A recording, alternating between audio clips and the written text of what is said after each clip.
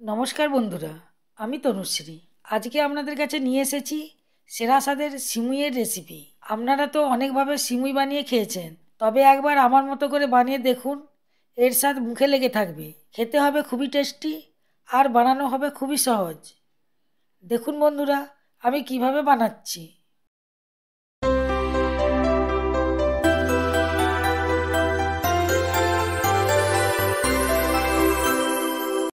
সিমুইয়ের recipe বানানোর জন্য আমি একটা সিমুইয়ের প্যাকেট নিয়েছি। আপনারা যে কোনো ধরনের সিমুই নিতে পারেন, লম্বা কিংবা এইরকম ধরনের। আমি একটা প্লেটের মধ্যে ঢেলে দিয়েছি। বন্ধুরা, আজকে আমি এই রকম সিমুই দিয়েই রেসিপিটা তৈরি করব। স্কিপ না করে পুরো ভিডিওটা দেখার অনুরোধ রইল। আশা করি আজকের আমার রেসিপিটা আপনাদেরকে ভালো লাগবে। এখন আমি কড়াই 1 চামচ ঘি দিয়ে দিয়েছি। ঘিটা গলে গেছে। এবার আমি কাজুটা দিয়ে একটু ভেজে নিচ্ছি। একটু সামান্য ভাজা হয়ে গেছে। এবার এর মধ্যে দিয়ে দিচ্ছি কিশমিশ। কিশমিশ আর কাজুটাকে একসাথে আমি সুন্দরভাবে ভেজে নিচ্ছি। কিশমিশ ও কাজুটা ভাজা হয়ে গেছে। এবার আমি এটাকে উঠিয়ে রাখছি। কড়াইয়ের মধ্যে ঘিটা একটু রয়ে গেছিলো, ওই ঘিয়ের মধ্যেই আমি সিমুইটা দিয়ে দিচ্ছি।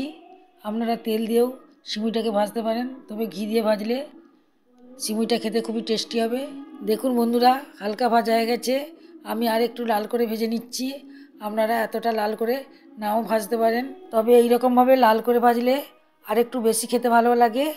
এইবার আমি এখানে দুধ দিয়ে দিচ্ছি। দুধটা আমি আগে থেকেই জাল করে রেখেছিলাম। এখানে আমি 1 লিটার দুধ দিয়ে দিয়েছি। সিমুইটা দুধের মধ্যেই সেদ্ধ হবে, আর আমি একটু জল দেব না। তাই আপনারা প্রথমেই বেশি করে দুধ দিয়ে দেবেন। এদিকে আমি উষ্ণ গরম দুধ রেখেছিলাম। আমি একটা 10 টাকা দামের গুঁড়ো দুধের প্যাকেট নিচ্ছি। এটা দুধের মধ্যে দিয়ে মিশিয়ে নেব। গুঁড়ো দুধে দিলে সিমুইটা খেতে অসম্ভব পরিমাণে টেস্টি হয়। দেখুন দুধটা গুলা হয়ে গেছে। এবার আমি দুধটাকে নিয়ে কড়াইয়ের মধ্যে ঢেলে দিচ্ছি।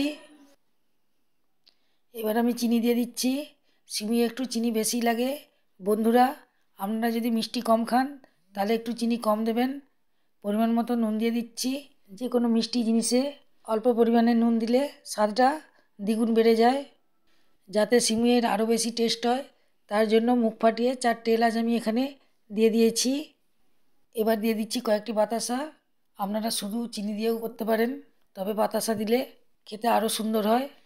আমি আগে থেকে যে কাজু কিশমিশ ভেজে রেখেছিলাম সেটা এখানে দিয়ে দিচ্ছি। বন্ধুরা, আশা করি আজকের রেসিপি আপনাদেরকে ভালো লাগছে। তাহলে অবশ্যই লাইক ও সাবস্ক্রাইব করবেন।